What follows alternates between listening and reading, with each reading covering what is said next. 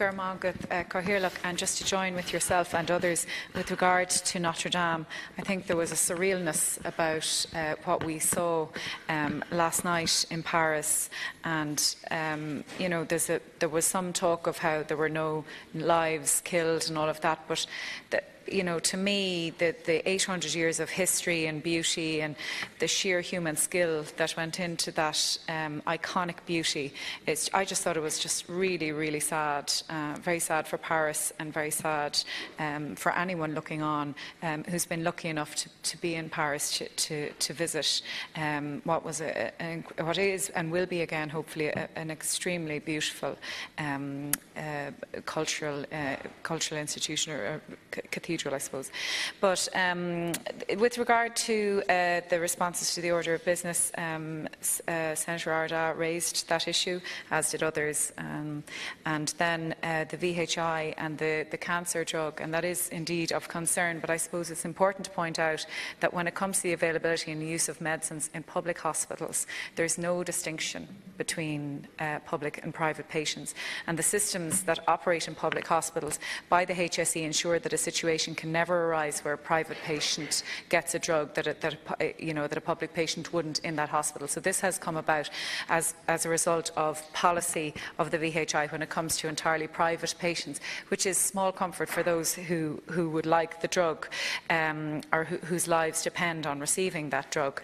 But I would assume that over the next period, the system, which I believe is flawed in many ways when it comes to reviewing what drugs should be funded, it will review this drug for public patients, and I personally would join with you in being very strongly of the view that it should be available when there is a drug available that can improve cancer patients' lives, that it should be made available to all patients.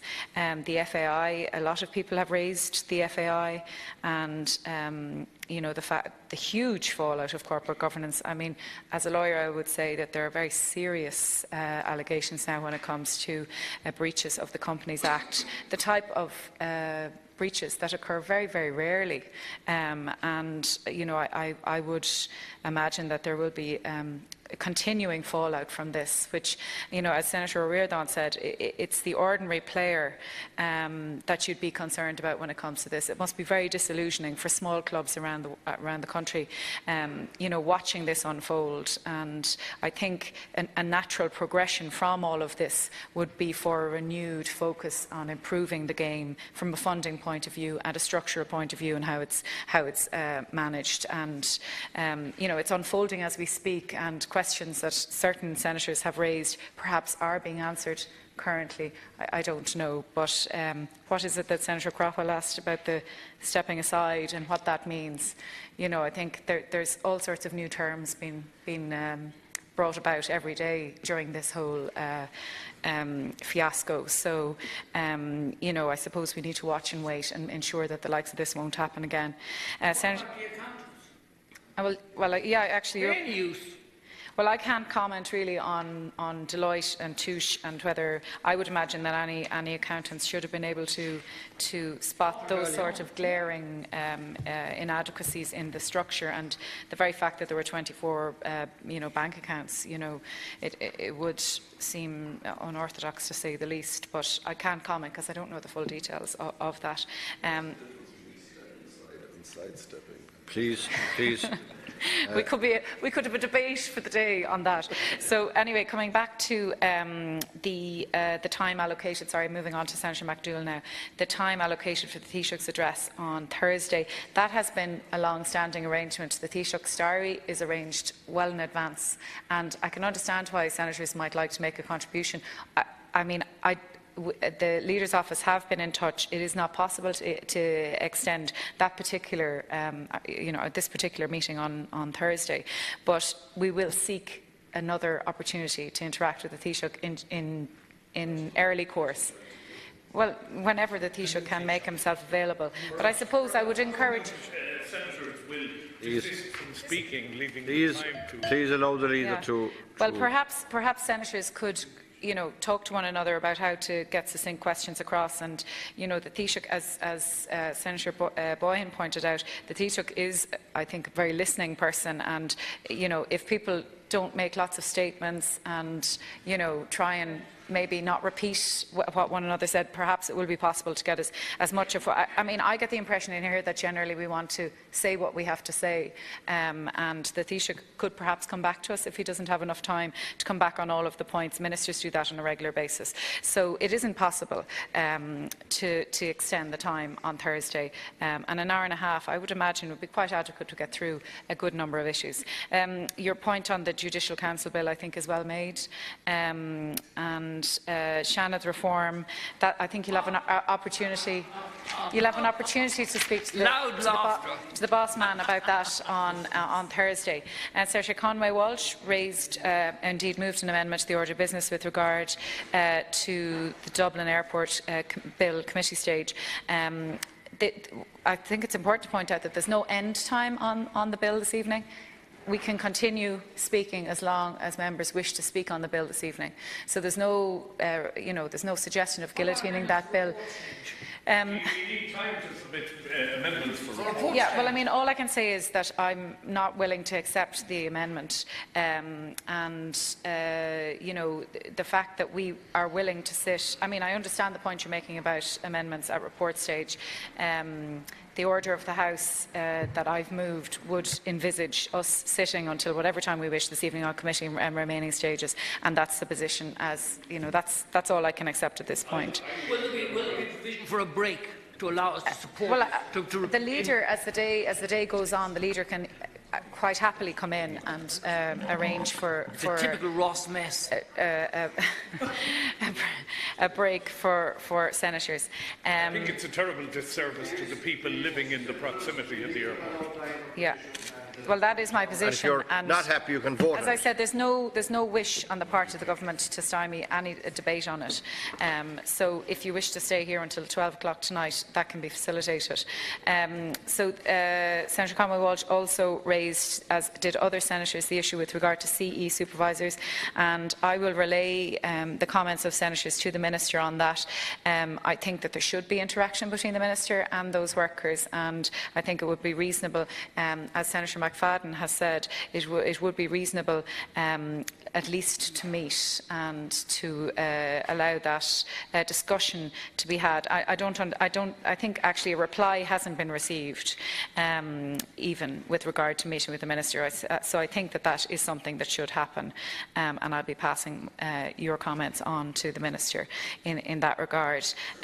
Senator Norris also raised Notre Dame. I think we're all very sad about that, and the FAI point, and I think I've briefly responded to your comments, which I can understand why you make them with regard to the accountants that were in place since 2017. Senator McFadden also raised the CE supervisors issue and has been working on that issue, and I've made my response to that. Senator Craughwell also raised the CE schemes. And the Defence Forces, which you do regularly in the House. And as you mentioned, the Pay Commission is due to report. I know that Senator McFadden has been in touch with the Taoiseach, who she's asked to speed it up so that the report would at least come, come sooner rather than later. So I think we'll have to wait and see the outcome of that. Then Senator Gavin also raised the CE supervisors, and I've made a response to that. Senator Mary-Louise O'Donnell also expressed her sadness with regard to Notre Dame, I think eloquently, and I can understand your frustration when you speak about the banks. You need to pick a particular bank to go to actually be able to interact with a person, and I think that's very frustrating. And overall, perhaps there is some positive in the fact that they have recognised that they have problems that they need to address, and who knows if they will improve their behaviour towards people who use their services. Radio Luxembourg seems to be butting in. Senator Éireann also spoke about the CE supervisors and the Dublin Airport Bill, and I think I've referred to I thought valid points you made with regard to the FAI and the ordinary players and the funding that rightly should be improved, I think, when it comes to soccer. Senator Burke raised, I think, a very interesting point about voluntary organisation being charged very large fees, up to 100,000, when it comes to planning charges. I think the point you were making about the 100,000 was where they had to actually do works on the public road, and I think that that would be a very useful legislation for yourself to put down in conjunction with or in consultation with the department. But it is an issue that I think we could also debate in the House, but it's an important issue to highlight.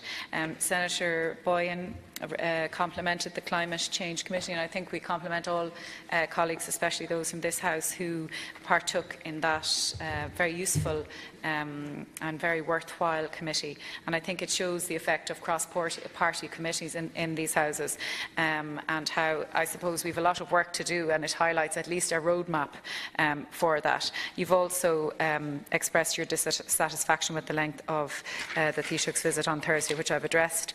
Senator Gallagher, you raised World Parkinson's Days, and I have to say I didn't know that you couldn't get brain stimulation until last week. I didn't realise that you couldn't get brain stimulation therapy in this country, and